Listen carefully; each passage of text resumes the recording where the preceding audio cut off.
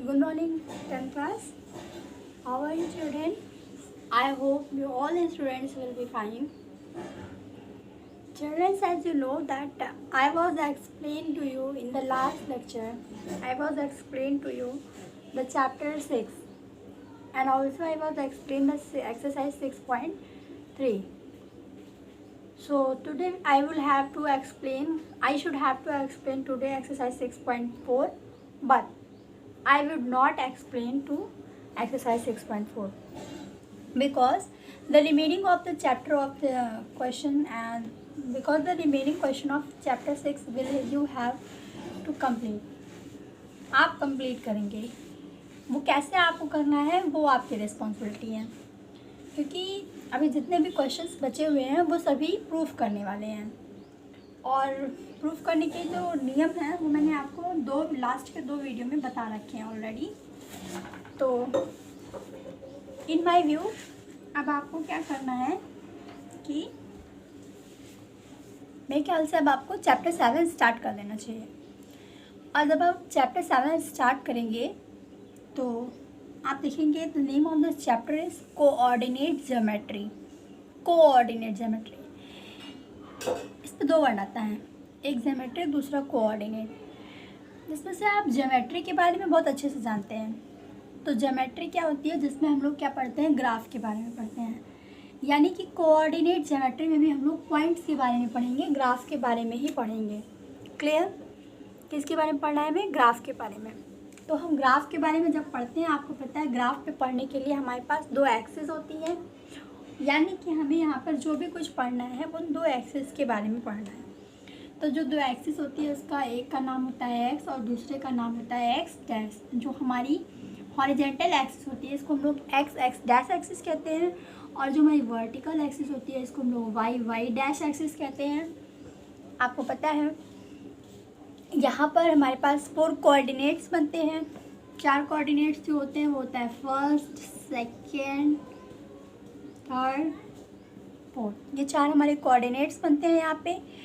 तो हम लोग इसी के बारे में यहाँ पे पढ़ते हैं, इन्हीं चारों कोऑर्डिनेट्स के बारे में यहाँ पे पढ़ते हैं, इसलिए बोलते हैं कोऑर्डिनेट ज्योमेट्री।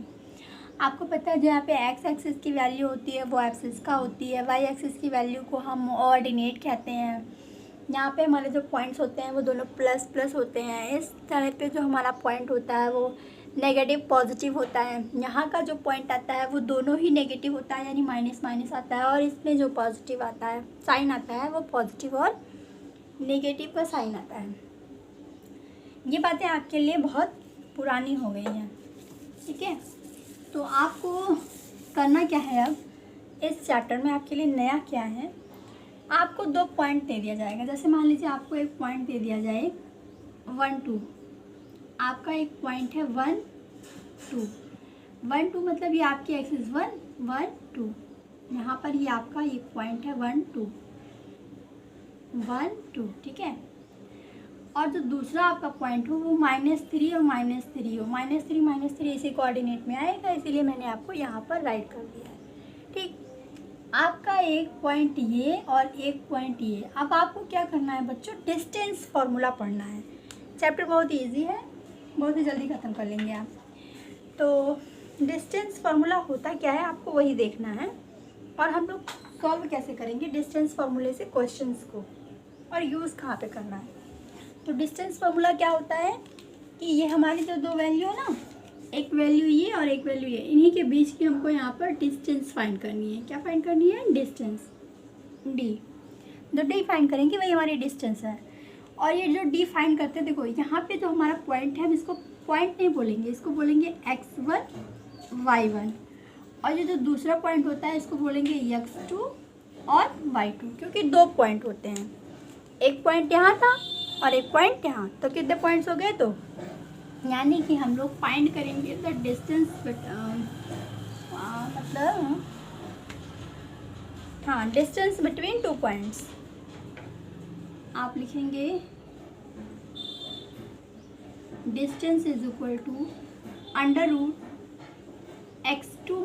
- x1 पे whole square plus y2 - y1 पे whole square. First of all you have to note this formula. And this is the known as the distance formula. अब बेटा आपका क्वेश्चन मल्टीपल चॉइस का आ रहा है, तो आपसे सीधे दो वैल्यू देगा, 2 पॉइंट देगा, 2 पॉइंट ऐसे आपको दे देगा। अभी बता रही कैसे, आपसे सीधे डायरेक्ट ऐसे क्वेश्चन भी पूछ सकता है कि what is the distance formula. तो आपको इसी ऑप्शन पे टिक करना होगा कि distance formula is the root x2 minus x1 पे whole square plus y2 minus y1 पे whole square is the distance formula.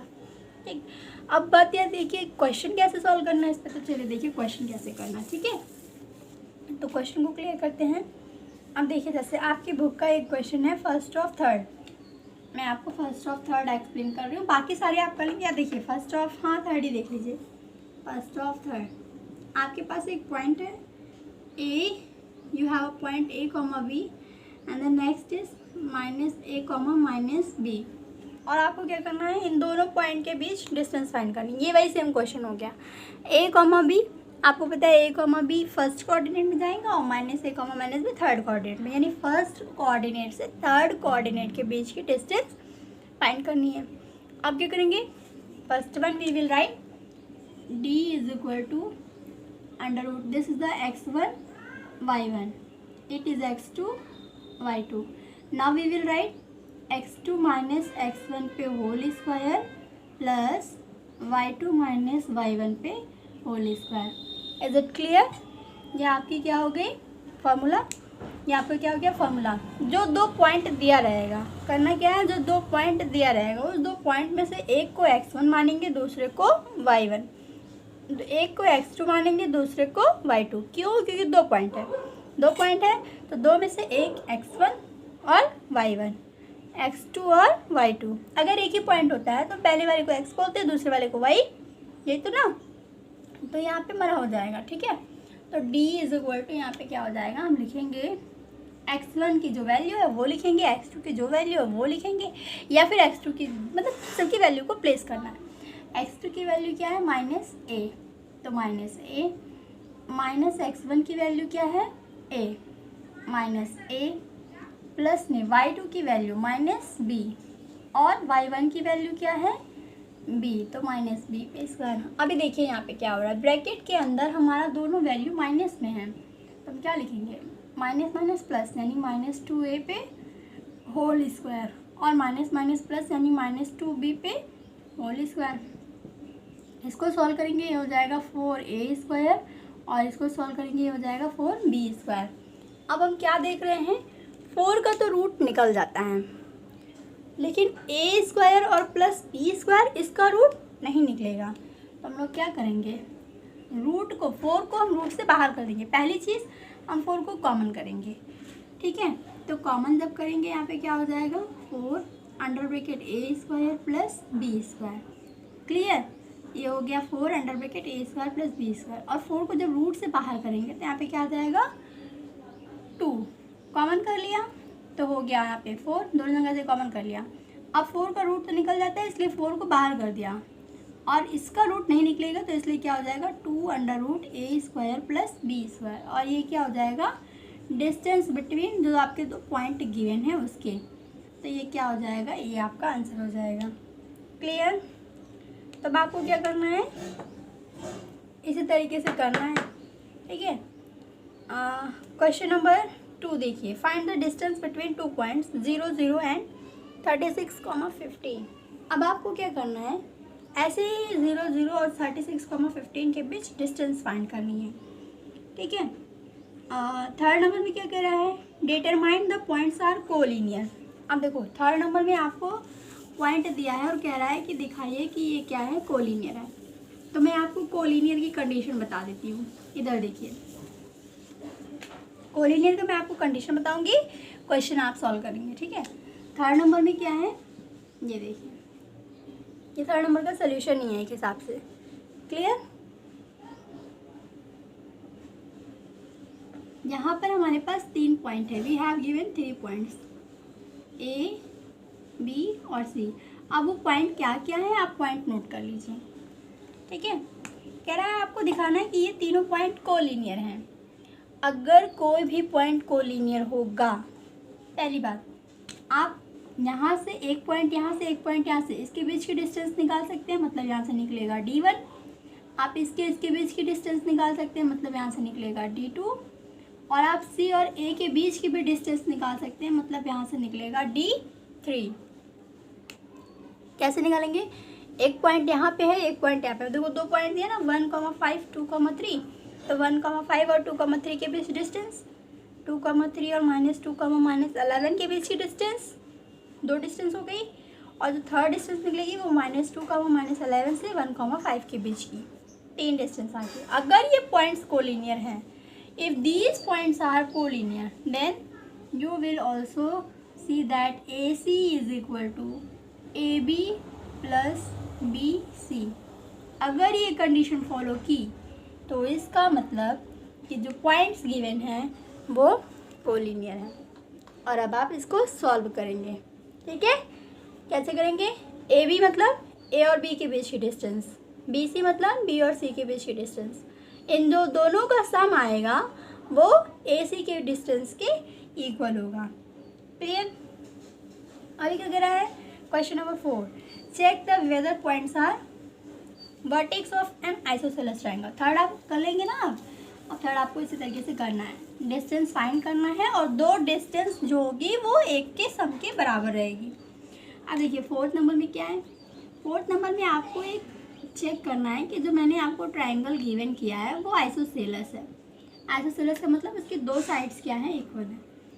तो बेटा आपको इसमें 3 पॉइंट्स दिए हैं, क्योंकि ट्रायंगल की बात की गई है और ट्रायंगल में आपको पता है 3 पॉइंट्स होते हैं। तो फर्स्ट पॉइंट यहाँ पे, सेकंड पॉइंट यहाँ पे, थर्ड पॉइंट यहाँ पे, आपको 3 पॉइंट्स जो दिए हैं उन पॉइंट्स को आप लिखेंगे।